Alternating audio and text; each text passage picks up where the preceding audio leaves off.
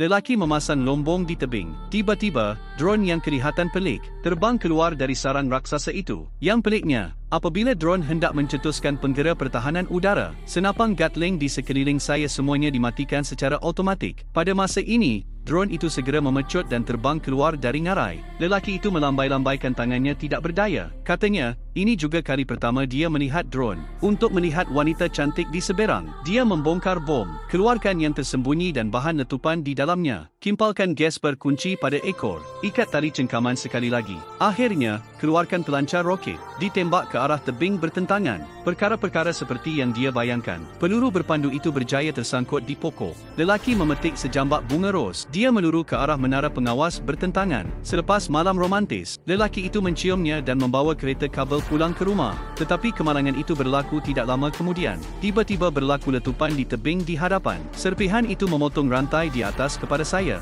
Lelaki itu terjatuh dari tebing setinggi 10,000 meter dalam sekelip mata. Tidak melihat kehidupan lelaki itu memasuki undur. Si cantik segera berlari kembali ke menara pengawas, ambil payung terjun dan senjata. Kemudian dia melompat ke dalam tebing 10,000 meter itu.